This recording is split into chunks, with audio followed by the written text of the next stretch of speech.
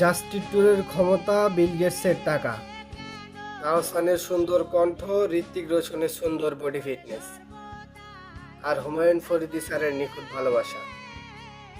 গাড়ি তো কোনো কিছুতেই আটকাইল না। আর এইসব মানুষের কাছে তো আমি ধুলোর সমানও না।